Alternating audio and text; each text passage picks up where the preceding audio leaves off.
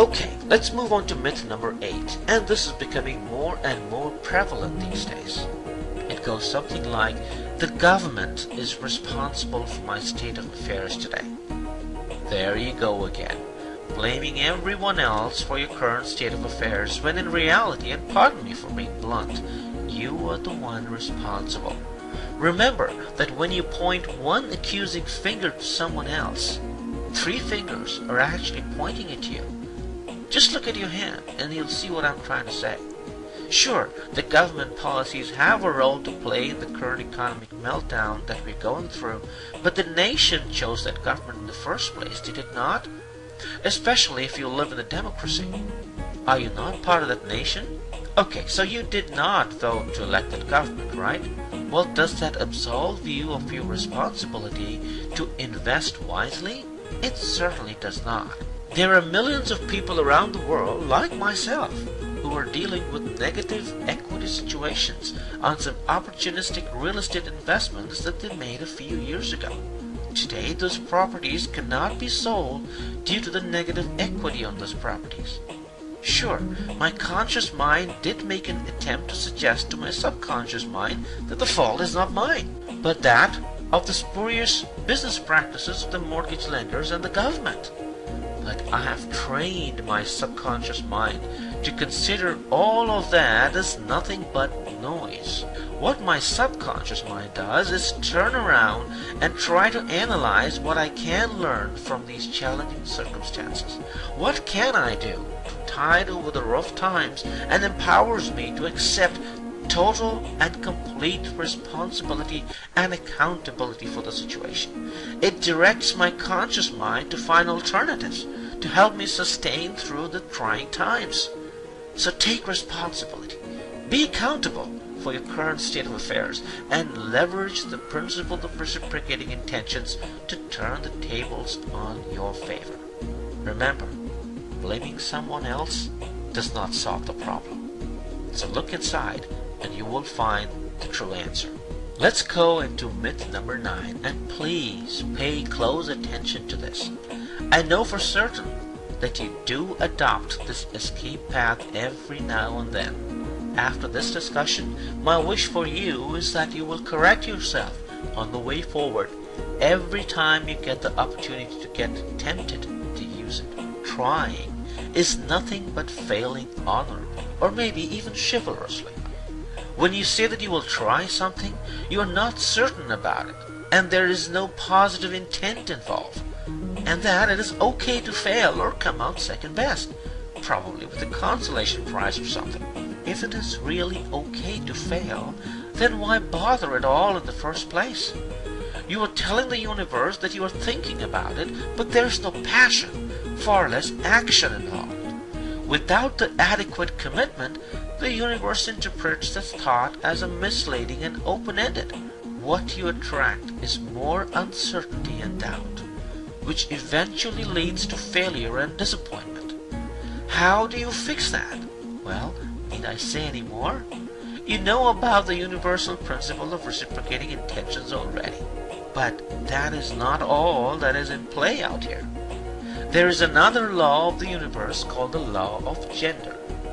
This is a rather profound law and addresses several aspects of life.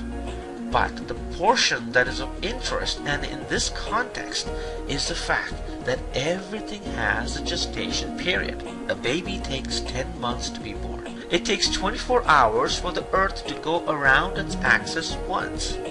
A flight from San Diego to New York on a commercial airliner takes a little under 6 hours. These time periods are what I am referring to as gestation periods. If you try to get that baby out before it is totally formed, before those 10 months have transpired, you are dealing with the complications of premature birth or even a stillborn situation.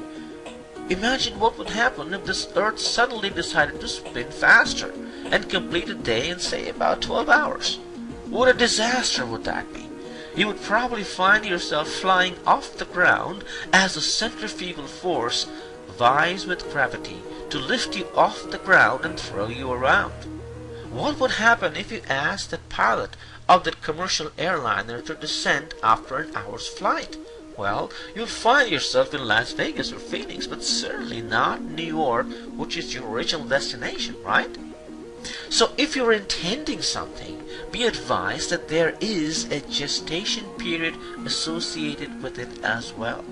You have to allow the gestation period to transpire before your intention can manifest. So before you give up, ensure that your intent to reach what you seek is unwavering and resolute.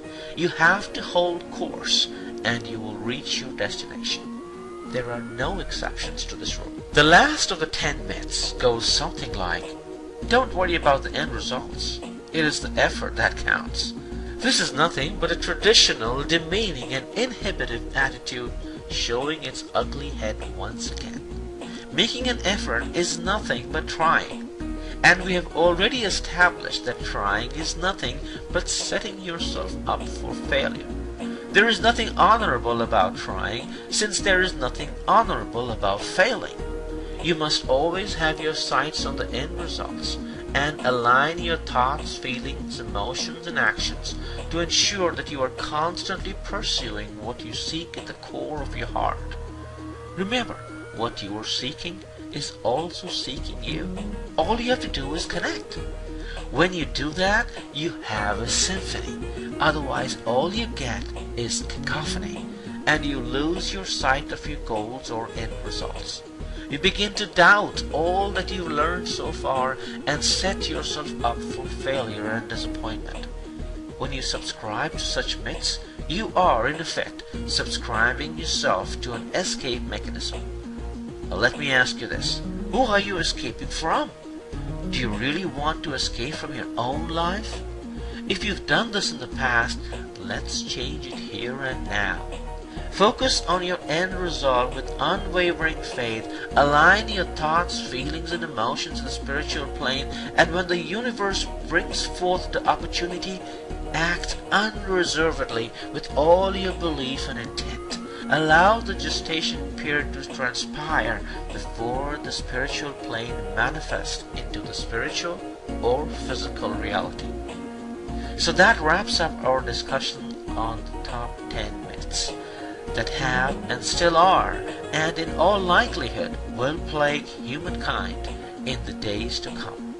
But since you know the truths behind them, I encourage you to transcend over the mundane and immerse yourself in the exotic. It is the truth that is exotic, and that is where lies the doorway to your liberation and abundance in all 6 areas of wealth. Until the next volume then, this is J. Bose taking a leave for the moment. Take care and begin to resonate